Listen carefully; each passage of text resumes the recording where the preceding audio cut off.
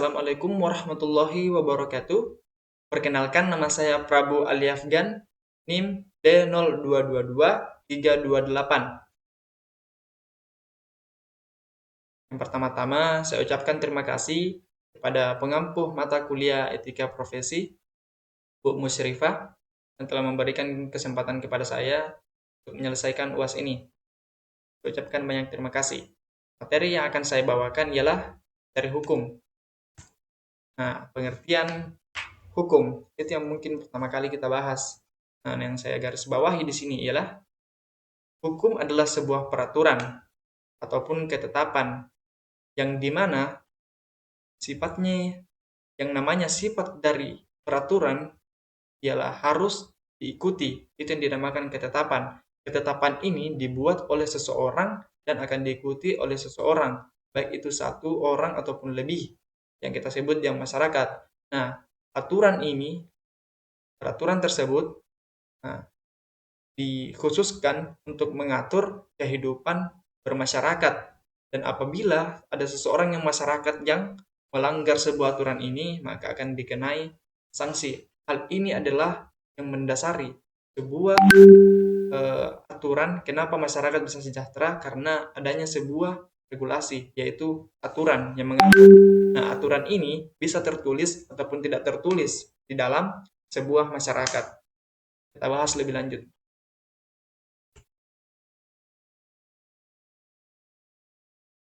Nah, di sini terdapat ada sumber hukum. Nah, macam-macam sumber hukum. Contoh dari sumber hukum material. Nah, sumber hukum material itu sendiri ialah proses adanya itu hukum berasal dari kayak misalnya adanya hasil dari konstitusi, adanya dari keputusan pengadilan. Itu merupakan sumber dari hukum material. Sedangkan sumber hukum formal ialah prosedur-prosedur atau tahapan-tahapan yang terjadi untuk membuat sebuah aturan, sebuah misalnya undang-undang. Yang membedakan sumber hukum material dan sumber hukum formal ialah sumber hukum material itu lebih berdasar kepada hasil keputusan dari eh, sebuah pengadilan, sedangkan sumber hukum formal merupakan dari proses dari eh, proses pembentukan hukum tadi. Nah, menurut para ahli. Nah, untuk di sini saya akan membaca pemakalan saya. Nah, menurut Purnadi dan Soejono, tujuan hukum itu sendiri adalah untuk mencapai keadilan dalam bermasyarakat. Hukum dianggap sebagai alat untuk mengatur perilaku manusia agar menciptakan keseimbangan dan keadilan. Nah, yang digarisbawahi di sini adalah hukum sebenarnya adalah alat untuk mengatur perilaku manusia agar menciptakan keseimbangan dan keadilan, yang dimana agar manusia ini tidak berpihak semaunya saja, yang dimana kita harus balance. Ini yang dimaksud Purnadi dan Sujono, kita harus membalance atau harus menyeimbangkan apa yang harus diseimbangkan. Semisal dalam aturan, misalnya dalam pembagian makanan, dalam pembagian usaha, semua itu harus diatur. Misalnya dalam berumah tangga, ada fungsinya untuk bekerja, ada fungsinya untuk membantu orang tua. Nah, semuanya itu diatur oleh yang namanya aturan. Itu harus diseimbangkan.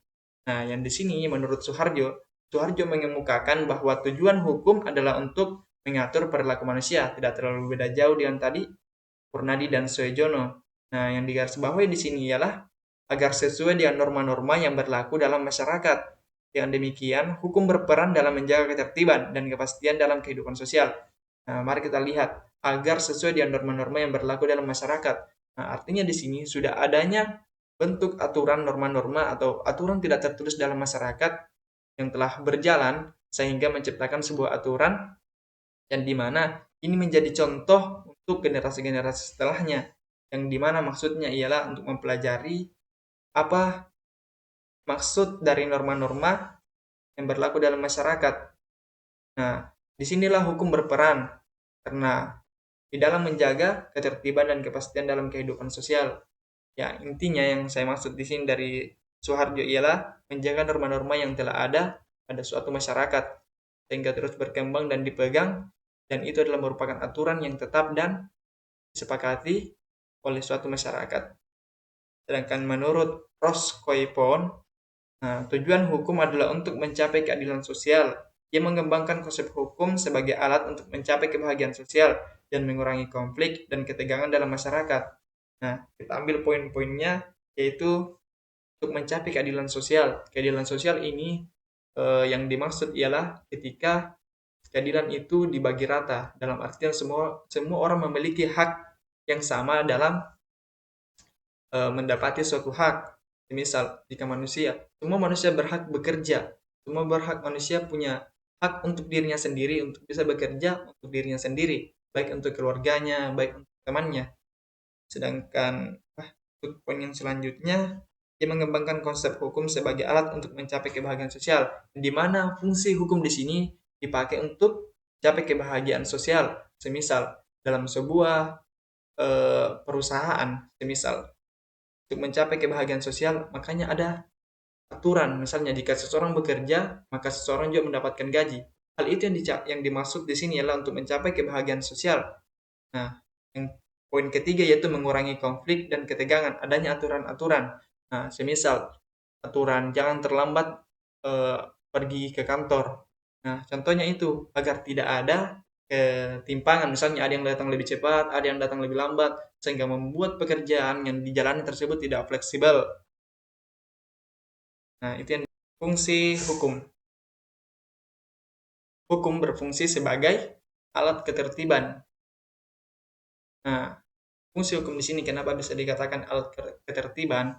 Jika semisal contohnya dalam suatu kehidupan keluarga, nah, jika tidak ada aturan dalam suatu keluarga, maka sifatnya seperti contohnya anak bisa saja berkata kasar kepada orang tuanya karena tidak adanya aturan atau norma-norma yang berlaku. Nah, jika juga seperti bapak, jika bapak seenaknya saja tidak memperdulikan aturan ataupun norma yang ada dalam kehidupan berkeluarga, mungkin dia saja mengacuhkan anaknya, membiarkan saja anaknya terlantar tanpa membiayainya. Itu adalah satu contoh dari aturan ini dalam alat ketertiban. Nah, contoh lagi, untuk poin sarana mewujudkan keadilan sosial lahir dan batin, yang dimana fungsi hukum dalam sarana ini ialah contohnya dalam kehidupan sosial lahir dan batin itu dalam berlebaran, semisal kita itu saling bermaaf-maafan, itu sudah menjadi norma dalam kehidupan beragama Islam. Aturan tidak tertulis, atau mungkin itu hukum dalam agama secara wajib untuk saling bermaaf-maafan. Dan efeknya kepada batin kita ialah kita merasakan eh, apa sentuhan di dalam batin kita, bahwa fungsi hukum ini ketika kita bermaafan-maafan, kita merasa nyaman, merasa tidak berat lagi dalam beraktivitas karena telah dimaafkan oleh seseorang.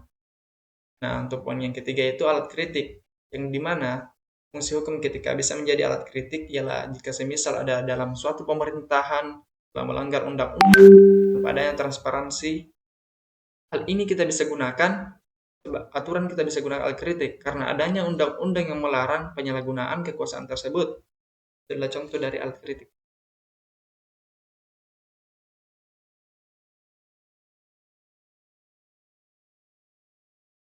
Nah, hukum menurut luasnya.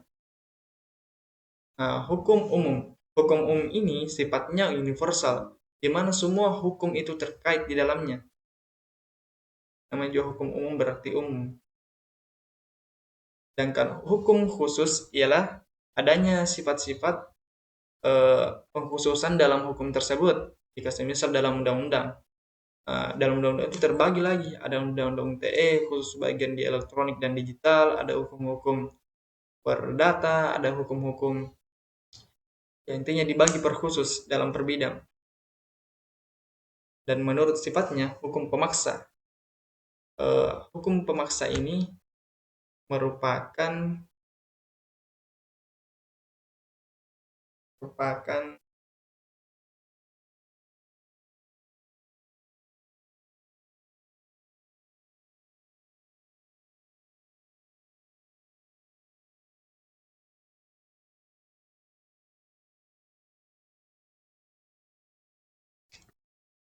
hukum menurut sifatnya.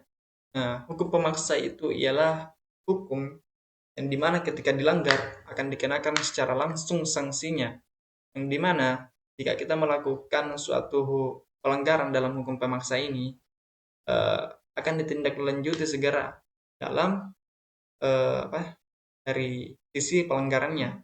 Sedangkan hukum pelengkap itu sendiri ialah yang dimana hukum pelengkap ini adalah untuk mengisi kekosongan dari hukum jika suatu hukum itu tidak masih terikat dengan pelanggaran-pelanggaran tapi belum dibenahi dengan hukum-hukum yang ditetapkan. Tapi ini bisa menjadi sebuah hukum baru untuk melengkapi dari pelanggaran yang telah dilakukan, kurang lebih seperti itu. Nah, untuk hukum undang-undang yang menurut sumbernya ini, undang-undang sudah kita tahu.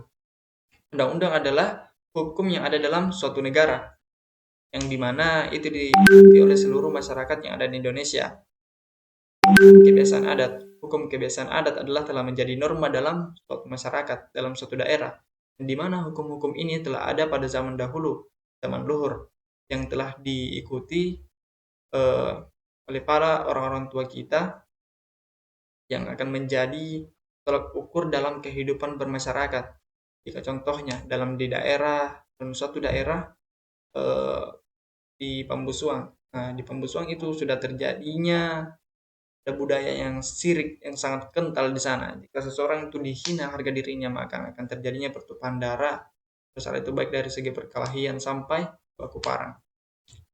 Hukum traktat. Hukum traktat adalah hukum secara kita bahasakan secara internasional. Ini hukum traktat merupakan hukum antar negara di mana adanya perjanjian-perjanjian khusus antar negara lain, baik itu dari segi perlindungan untuk negara lain, penginvasian, itu terkait dalam hukum traktat. Itu yang dimaksud dengan hukum traktat. Itu perjanjian antar negara.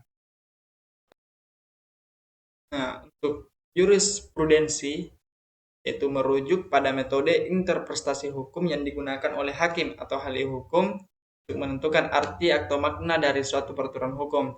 Nah, metode ini sudah seringkali digunakan dalam sistem hukum yang berbasis pada hukum umum, yang dimana memiliki peran penting dalam membantu keputusan hukum. Nah, pada intinya, ini hukum jurisprudensi adalah penggunaan keputusan-keputusan pada pengadilan sebelumnya sebagai dasar untuk menentukan keputusan untuk sidang-sidang selanjutnya, untuk pengadilan-pengadilan setelahnya, untuk pengadilan-pengadilan yang ada ke depan, lebih seperti itu. Sedangkan hukum menurut bentuknya yaitu hukum tertulis dan hukum tidak tertulis. Nah, hukum tertulis tadi terkait dengan yang tadi juga, yaitu seperti hukum undang-undang, hukum pemaksa, hukum khusus.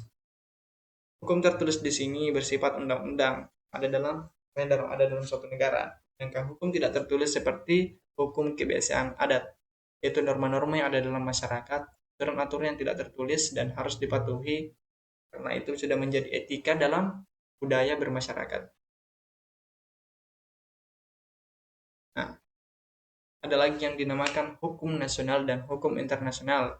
Ini tidak beda jauh dengan materi-materi sebelumnya, yang dimana hukum nasional ini sifatnya seperti kayak undang-undang dalam suatu negara. Sedangkan hukum internasional seperti yang dilakukan oleh PBB, Perserikatan Bangsa-Bangsa. Mereka yang paling tahu soal hukum internasional ini, yang berkaitan dengan masalah HAM, hak asasi manusia pada umumnya. Menurut isinya, hukum privat dan hukum publik. Hukum privat sifatnya privat tersembunyi, seperti yang kita bahasakan sebelumnya tadi. Nah, yang dimana hukum privat ini dilakukan oleh sekumpulan seseorang, misal dalam badan intelijen negara. Nah, hukum yang dilakukan, dia memiliki hak khusus. Nah, ini yang dimaksud dengan hukum privat. Dia telah melakukan hak-haknya untuk melakukan penggeledahan bahwa dia ini adalah seorang petugas negara. Sedangkan hukum publik tadi merujuk seperti hukum undang-undang, bahkan norma-norma termasuk dalam hukum publik karena sifatnya umum publik. Nah, menurut fungsinya, hukum material seperti yang tadi kita jelaskan, hukum material ialah hukum yang diputuskan oleh peradilan dari pengadilan itu sendiri, yang dilakukannya pengadilan-pengadilan hingga menghasilkan suatu hukum. Sedangkan hukum formil ialah kita jelaskan tadi juga, yaitu proses dari pembentukan hukum. Hukum traktat adalah perjanjian internasional antara negara lain, dan jurisprudensi merupakan metode-metode peradilan sebelumnya untuk peradilan ke depannya. Kurang lebih seperti itu. Kesimpulannya, hukum adalah sistem penting yang mengatur kehidupan bermasyarakat, menjamin kepastian hukum.